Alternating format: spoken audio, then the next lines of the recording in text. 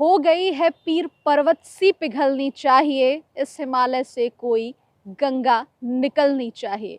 दुष्यंत कुमार की ये पंक्तियां इन दिनों काशी में सटीक बैठ रही हैं, क्योंकि काशी में शिव की गंगा अब मैली हो चुकी है। जी हाँ, तमाम दावे, तमाम योजनाएं, तमाम बजट, लेकिन हकीकत के धरातल पर गंगा और उसकी स्वच्छता शून्य के बराबर।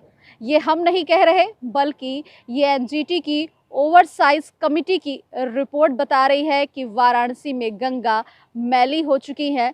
गंगा का जल अब नहाने योग्य नहीं है। इसको लेकर के काशी हिंदू विश्वविद्यालय की गंगा वैज्ञानिकों ने भी चिंता जताई है।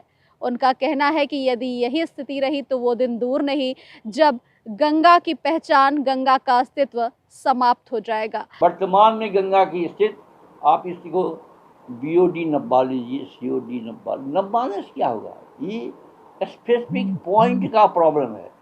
वाराणसी में 100% नहर का पानी है। वाराणसी में सबसे ज़्यादा पॉल्यूटेड, वाराणसी में बरुना और 80 के कारण सबसे ज़्यादा पॉल्यूटेड। आचमन क्या कहे, आप इसका पाँव तक नहीं धो सकते हैं, पाँव तक नहीं धो सकते हैं, इतना ज़्यादा गंदा है। जहाँ तक यही गंगा समाप्त हो जाएगी, गंगा का कोई अस्तित्व नहीं रहेगा। ये क्यों हो रहा है? प्रधानमंत्री ऐसे यशस्वी प्रधानमंत्री है, विश्व के इकलौता प्रधानमंत्री। बहुत काम इन्होंने किया है देश के लिए, लेकिन गंगा के लिए कुछ नहीं किया है, इसलिए इनका सब काम अधूरा है। बता दें कि नमामि गंगे के तहत सरकार तमाम अलग अलग योजनाओं का संचालन की, तमाम लाखों करोड़ों अरबों रुपए का बजट पास किया गया।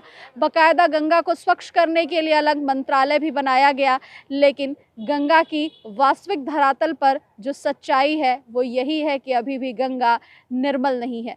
बाढ़ के पहले बकायदा वाराणसी से हापुड़ 31 जगहों पर गंगा जल की सैंपलिंग की गई थी, ये जांचने के लिए कि गंगा का पानी किस स्थिति में है।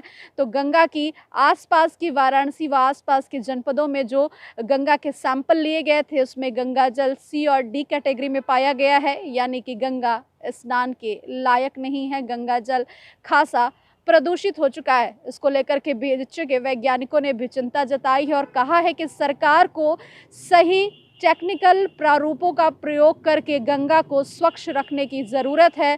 हालांकि इस बारे में यदि इस विभाग से जुड़े अधिकारियों की माने तो उनका कहना है कि उन्हें जानकारी नहीं है। गंगा को स्वच्छ रखने के लिए तमाम प्रयास किए जा रहे हैं और इन प्रयासों का सार्थक परिणाम भी नजर आ रहा है। तो कुल मिला जुला के कहा जा सकता है कि काशी जो शिव की नगरी है और शिव की नगरी में जो गंगा है वो इन दिनों मैली हो चुकी है, और ये मैली गंगा सरकार के दावे और सरकारी योजनाएं नमामि गंगे परियोजना की कहीं न कहीं पोल खोलती हुई नजर आ रही है।